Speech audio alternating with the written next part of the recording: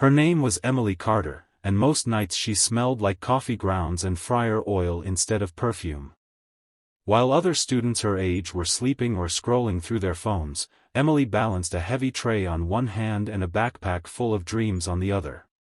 By day, she was a full-time university student studying biomedical science. By night, she was a waitress at a small, slightly run-down diner just off the highway, where truckers stopped for late meals and tired souls looked for warm coffee and quiet company. Emily had learned to smile even when her feet screamed in pain. She smiled when customers snapped their fingers at her. She smiled when tips were small. She smiled because smiling cost nothing, and because giving up would cost her everything. Tuition bills didn't care about feelings. Rent didn't wait for hope. And dreams didn't come true just because you wanted them badly enough. Every morning at 6 a.m., Emily woke up in her tiny studio apartment. It had one window, a creaky bed, and a desk she'd found next to a dumpster and fixed with glue.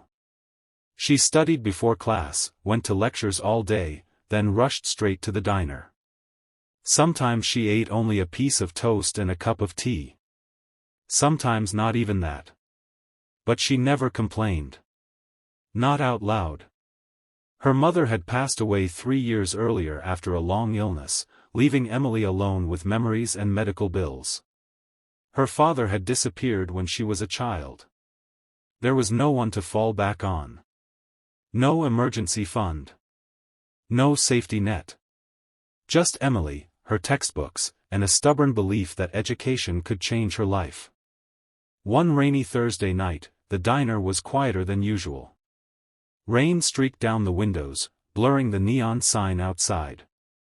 Emily wiped down the counter slowly, her body heavy with exhaustion.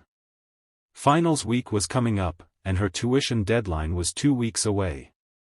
She was short, very short. No matter how many extra shifts she picked up, the numbers didn't add up. That night, a man walked in alone.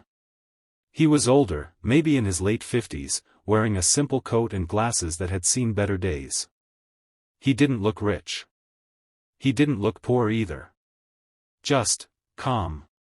The kind of calm that comes from having lived a lot of life. He chose a corner booth and sat down quietly. Emily greeted him with her usual warm smile, handed him a menu, and took his order. Coffee. Soup. Nothing fancy. As she refilled his cup later, he noticed the thick textbook poking out of her backpack behind the counter. Long day? He asked gently. Emily laughed softly. Aren't they all? What are you studying? He asked. Biomedical science, she replied. I want to work in medical research one day. Maybe help develop treatments. Or cures. That's a big dream, he said, looking at her with interest. Yeah, she said quietly. But I'm used to chasing big things. He smiled, said nothing more, and went back to his soup. The night dragged on. Near closing time, Emily sat down for a moment to review her notes, her eyes burning from lack of sleep. She didn't notice the man watching her, not with curiosity, but with something deeper. Recognition. Understanding. When he finished his meal, he paid at the counter. Emily thanked him, wished him a good night, and turned to clean the coffee machine. A few minutes later, as she wiped the counter, she noticed something folded under a napkin. At first, she thought it was just a generous tip. Then she unfolded it. It was a check. Her heart skipped. She looked at the amount once. Twice. 3 times. It was enough to cover her entire semester's tuition. Emily's hands started to shake. She rushed outside into the rain, scanning the empty parking lot. The man was gone.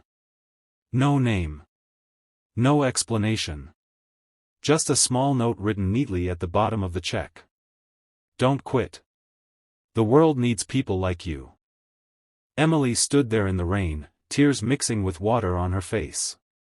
She didn't know why a stranger would do this. She didn't know how he knew she needed help. All she knew was that for the first time in months, she could breathe. She went home that night and cried, not from fear or stress, but from relief. The next day, she took the check to the bank. It was real. The funds were cleared. No mistake.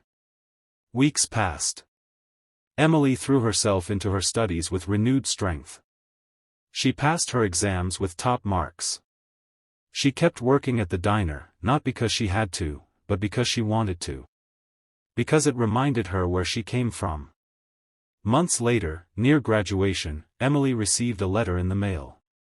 Inside was a short message. I once waited tables while studying too. I know how heavy that road feels. Someone helped me when I needed it most. Now it was my turn. When you can, do the same. No signature. Emily graduated with honors. Years later, she became a medical researcher, working on treatments that saved lives. And every semester, quietly, anonymously, she paid part of another struggling student's tuition. Because kindness doesn't end when it's received, it multiplies when it's passed on.